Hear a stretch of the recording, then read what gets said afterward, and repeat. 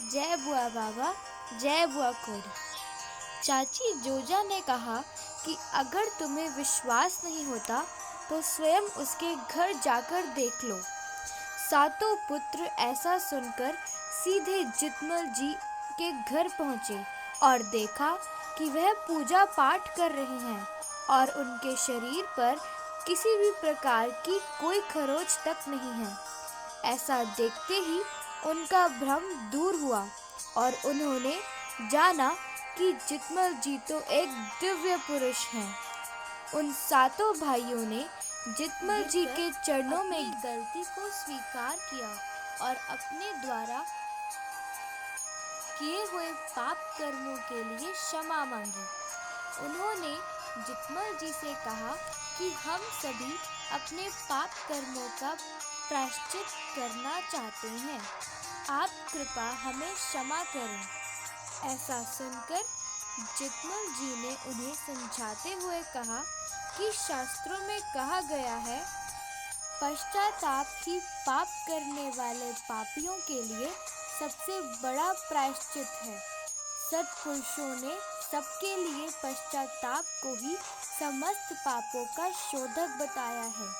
पश्चाताप से ही पापों की शुद्धि होती है। जो पश्चाताप करता है वही वास्तव में पापों का प्रायश्चित करता है, क्योंकि सत्पुरुषों ने समस्त पापों की शुद्धि के लिए जैसे प्रायश्चित का उपदेश किया है, वह सब पश्चाताप से संपन्न हो जाता है।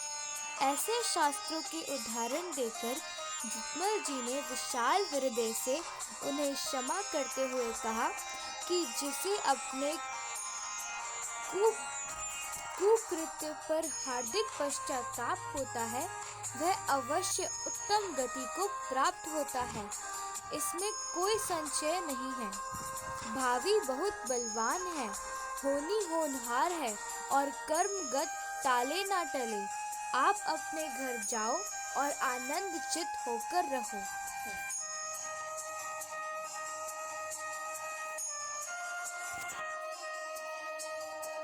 जितमल जी गुग्गा पीर की कही हुई बातों पर विचार करने लगे और घारकोट छोड़कर कहीं और जाने के बारे में सोचने लगे। विचार करते करते उन्हें अपने मित्र रल्लो लोहार की याद आई, जिससे हरिद्वार में गंगा स्नान के बाद पगड़ी बदलकर मित्रता की थी। रल्लो लोहार काना चक रियासत में पंजौर गांव में अपनी पत्नी के साथ रहता था। मित्र वही है जो विपत्ति में काम आए। ऐसा सोचकर उन्होंने अपने मित्र रल्लो लोहार के पास जाने का निश्चय कर लिया। जितमल जी ने बुआ कौड़ी के खेल खिलौने इकट्ठे किए और खाने की वस्तुओं को लेकर एक गठरी में बांध लिया। बैलों को हरी घास डाली और प्यार से हाथ फेरते हुए कहने लगे कि आज आप यह कोमल घास खा लो और यहाँ के झरनों का ठंडा पानी पी लो। फिर कभी शायद ऐसा खाने को मिले या ना मिले। ऐसा कहते हुए जितमल जी के नेत्रों से आंसू टपकने लगे। ऐसा विचार करते करते रात्रि का अंतिम पहर भी बीत गया। प्रातः उठकर उन्होंने पहाड़ी पर जाकर 9 धाराओं में स्नान किया और अपनी प्रातः संध्या की। उसके बाद अपने दोनों बैल, हल पंजाली, कपिला गाय और अपना भोरू कुत्ता लेकर और बुआ कौड़ी को अपने कंधे पर बिठाकर अपनी जन्मभूमि को छोड़कर जाने लगे।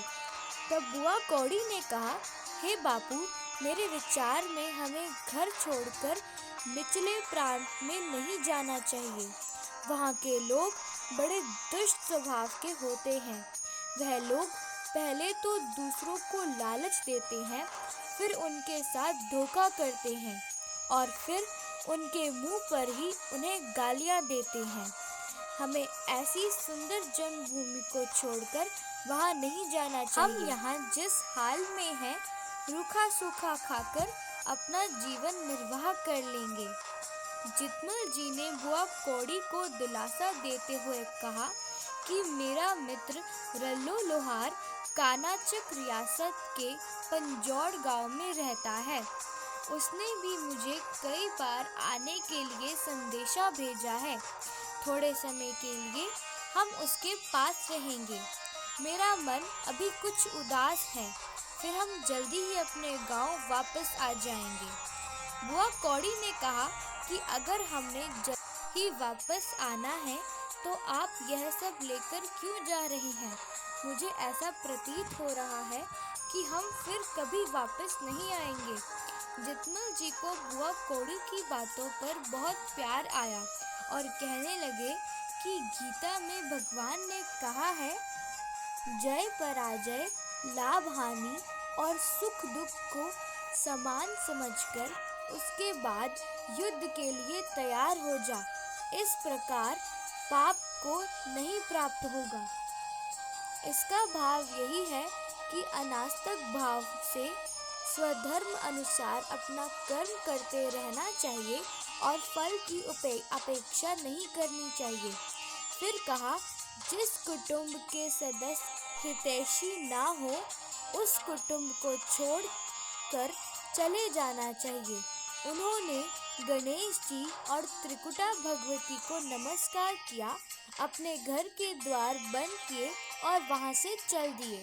अभी थोड़ी ही दूर गए थे कि सामने से चाची जोजा नंगे सिर अपने बालों को फैलाकर हाथ में सुलगता हुआ उपला लिए हुए उनकी ओर आती हुई दिखाई दी। थोड़ा और आगे जाने पर देखा कि सामने गीदड़ रो रहे हैं। फिर कुछ और आगे चले ही थे कि एक बड़ा भारी काला सांप बीच रास्ते में कुंडली मारे हुए बैठा हुआ दिखाई दिया और अपने सिर पर खाली बर्तन उठाए हुए कुछ स्त्रियां सामने से आती हुई मिली। यह सब देखकर बुआ कौड़ी ने कहा कि इन सब अपशगुनों को देखते हुए हमें परदेश नहीं जाना चाहिए, क्योंकि यात्रा में ऐसे अपशगुन होने से हानि होती है। जितमल जी ने कहा कि वीर पुरुष जब एक बार किसी कार्य को करने के लिए चल पड़ते हैं तो फिर कुछ भी हो वे नहीं रुकते। संसार चक्र ऐसे ही चलता रहता है। यहाँ पर कोई आता है तो कोई जाता है। ऐसी छोटी छोटी बातों पर विचार नहीं करना चाहिए और अपना हौसला नहीं खोना चाहिए। ऐसी सांत्वना देकर जितमल जी आगे चलते रहे। चलते चलते जब वह घरोटा गांव पहुंचे तो संध्या होने वाली थी। उन्होंने रात वहीं रहने का निश्चय किया। उन्होंने बैलों को बांधने के लिए बेरी के 2 खूंटे बनाए और एक पर्याप्त जगह देखकर वहां वह दोनों खूंटे गाड़ दिए और बैलों को बांध दिया। उसके बाद वह अपने साथ लाए हुए भोजन को खाकर सो गए। प्रातः उठकर उन्होंने स्नान आदि करके संध्या बंधन किया और पंजौर जाने के लिए रवाना हो गए। आज भी वह दोनों खूंटे विशाल बेरी के 2 पेड़ों के रूप में वहां स्थित हैं। ऐसी मान्यता है कि बुखार आदि होने पर उस बेरी का तिनका गले में बांधने से उनका कष्ट दूर हो जाता है।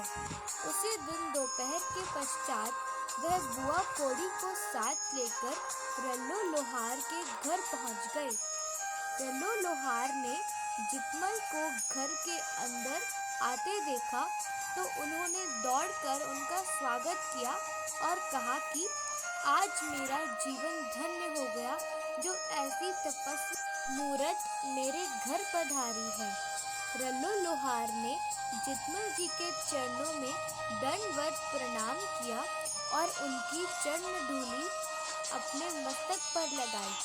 फिर बुआ कौड़ी को अपनी गोदी में उठाकर प्यार किया और कहने लगे कि आज मेरा गृहस्थ जीवन भी धन्य हो गया जो ऐसी अनोखी मूरत मेरे घर पधारी। रल्लू लोहार ने अपनी पत्नी को आवाज देकर बुलाया और कहा कि यह मेरे मित्र भक्त शिरोमणि श्री जितमल जी अपनी पुत्री बुआ कौड़ी के साथ गरगौट से हमारे घर पधारे हैं। दोनों ने मिलकर उनके लिए एक सुंदर आसन लगाया।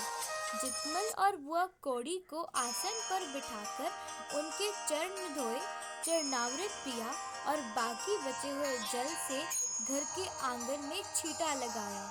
बुआ कौड़ी को खेलने के लिए लकड़ी के बने हुए खिलौने दिए और उनके भोजन की व्यवस्था की। भोजन के उपरांत रल्लू लोहार की पत्नी ने बुआ कौड़ी को अपनी गोद में लिया और लोरी देकर सुला दिया। उसने एक असीम आनंद का अनुभव लिया और कहने लगी कि हे ईश्वर, आज आपने मुझ जैसी बांझ स्त्री को भी सुंदर संतान वाली बना दिया है। आपकी बड़ी कृपा है।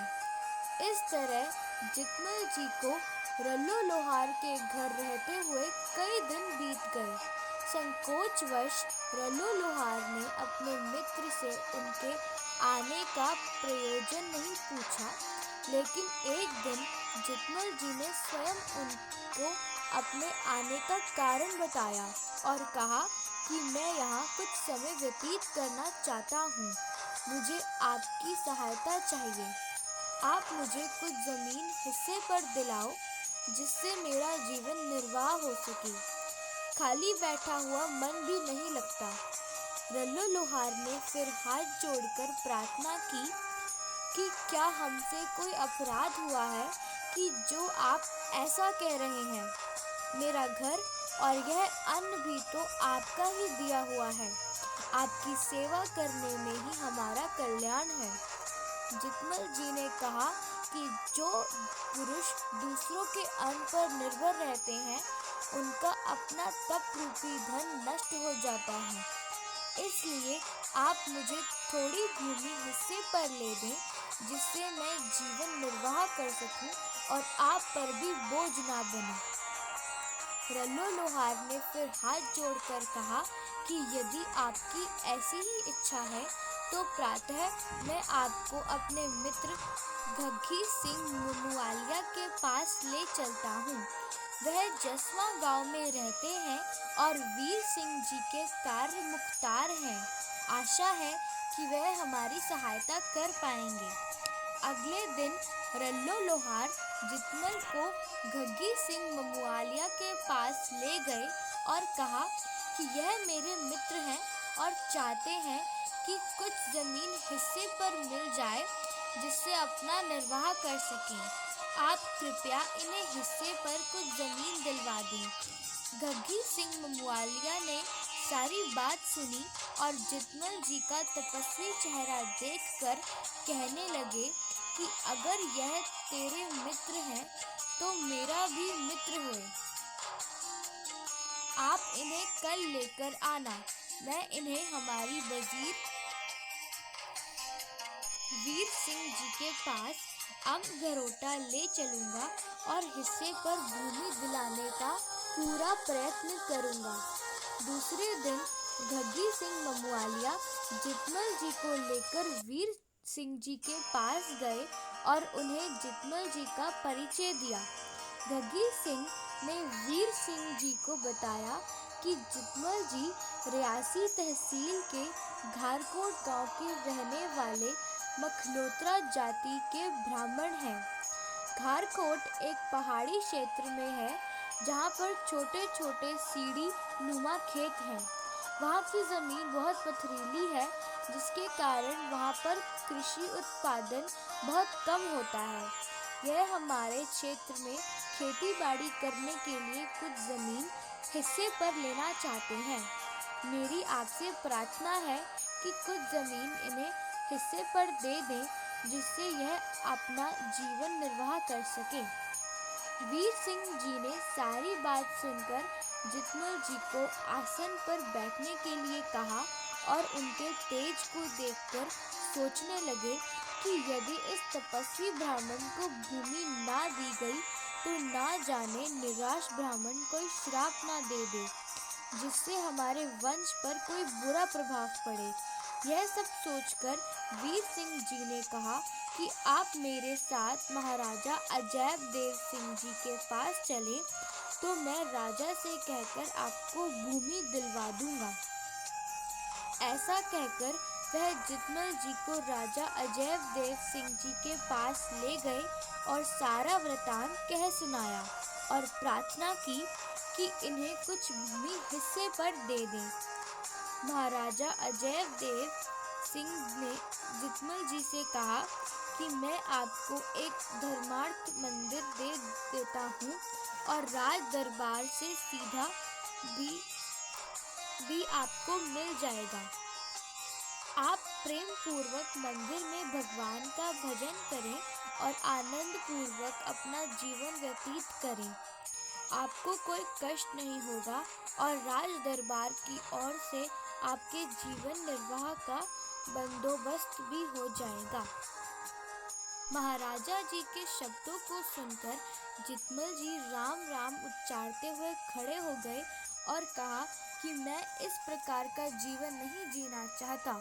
मैं तो अपने दोनों हाथों की कमाई करने वाला किसान ब्राह्मण हूँ और खेती बाड़ी करके ही अपना जीवन निर्वाह करना चाहता हूँ।